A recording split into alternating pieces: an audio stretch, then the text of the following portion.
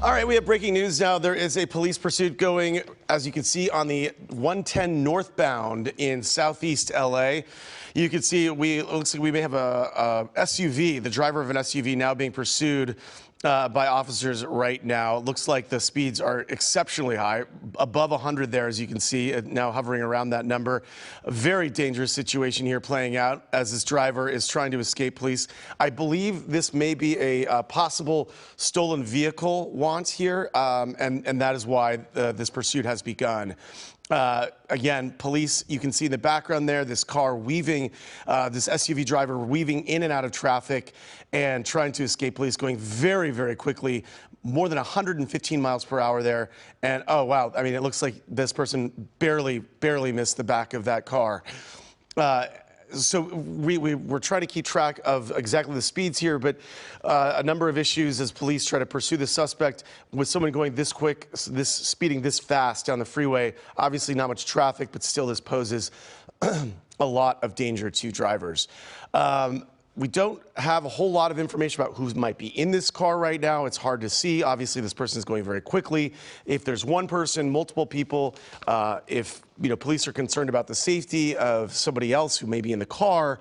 But right now, the suspect, you can see very clearly, trying to escape, trying to move past all of these other vehicles on the road, and looking like, at least with the traffic situation here, playing out the way it is, that, that we're not in the worst case scenario situation where there's a lot of traffic on the road and this car has a lot of area to maneuver. So that's very good there. You can see one of the cruisers behind them. We believe this is a CHP pursuit, but man, this driver is just gunning it, going upwards of, look at this, 118 miles per hour in this SUV.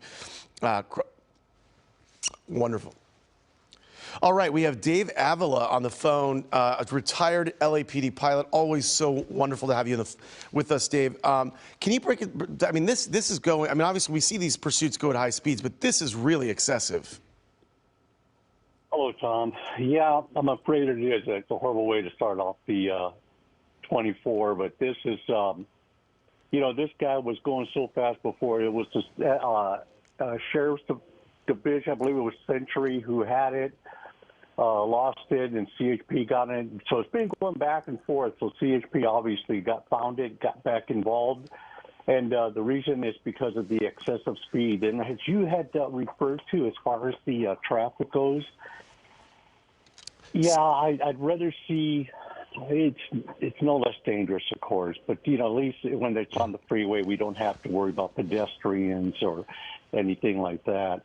Right. But, and what gets me is that this is a RAV Toyota, so it's really moving out. So who knows how much gas he's got on this thing or how far he's going to go. But he obviously has just total disregard for the public safety. Right, and when you're going to your point, when you're going that quickly, you're obviously burning through fuel a lot more quickly, and obviously our speedometer gauge here is a bit of an estimation, but certainly these speeds are so quick. What is the protocol now, though, when you have a driver who's willing to go at speeds this quickly, this rapidly? Obviously, do they pull back a little bit to sort of maybe calm this person down? Because obviously, the more speed we have, the more potential for a catastrophic accident. Right, and that's what happened before. That's why they went ahead and they pulled off, because it gets to the point where you have to weigh the difference between chasing this person and then the danger to the public. And so the reason you pulled off is it's actually trying to de-escalate the situation. Hopefully, when you pull back, the driver, the intensity, his nerves, if you want to say, just start calming down and he'll slow down. Right. With this individual, it hasn't happened. So what you do, it's up to the watch commander or the incident commander. Once they find it, if we go back in pursuit of it. And then obviously they decided that it's better just to continue the pursuit. And that's, like we all say, the reason I like doing this, Tom, is because the public can see this. And I know that some of your viewers are calling people if they're out there because, it is New Year's Eve day. Yeah. They might be coming back and forth. But, once we get that air unit overhead, we're going to be pretty much locked into it here. Right. And, we always have this sort of checklist of questions when we end up in these situations when these suspects are trying to get away. Of course, most of the time, these pursuits end with the person driving, under arrest. But you look at the driver here and you wonder, they can see the spotlight. They know they're being chased, and still they're going at these exceptionally high speeds, very dangerous. And look how closely this person is driving by these other vehicles. I mean, one sharp turn, and this could turn catastrophic in moments, in seconds, really. Oh, absolutely. Absolutely. And that's why, usually I'll just say, and this is my own thinking, it's not the department, I'm retired, it's what I always say, if that happens to me, if I'm a pedestrian or in a vehicle on a freeway and I see this coming up behind me, I'm just going to hold on to the steering wheel, stay on my lane, because you had what you referred to. This guy's going so fast. If he clips anybody, it's going to be horrible, not just for him, but for these poor citizens that are out there. And it's as far as his driving, I mean, that's the whole thing that started this thing. It was just reckless DUI type driving under the influence. They are intoxicated. They're not real sure, but that's what got their attention on it. Yeah. And obviously, we also kind of go through a checklist of questions too. And by the way, I'm joined by KCAL news anchor Susie Saw here. Obviously at these speeds, you can't do a pit maneuver. There's not a whole lot you can do in terms. Oh, we have this person pulling over. Yeah, looks like we're slowing down here. Yeah. This is this the first time we're talking about this? Yeah. Yep. All right. Yes. Full Hello, stop. Susie. Yeah. Hi there, Dave. Thank you so much for being with us tonight. Hi. And if you're just joining us here on KCAL News at 9, this is breaking news. Alongside Tom Wade, I'm Susie Saw. We also have Dave Avila on the phone, a retired LAPD pilot. And as we're watching right now, this car just coming to a stop after a brief chase, not too long, for about 15 minutes or so, I'd say. Right. A real about face here too, Susie, because we saw this guy was flying down the road. Now he's, coming out with his hands. I mean, what? I don't know, maybe he was running out of gas. Maybe Who knows? he was and thought, you know what, I might as well just cut my losses now and just bring you're it to a racking stop up the felonies the further you go, right? Yeah, but it looks like he is obeying those orders. Dave, what kind of orders are they yelling out right now?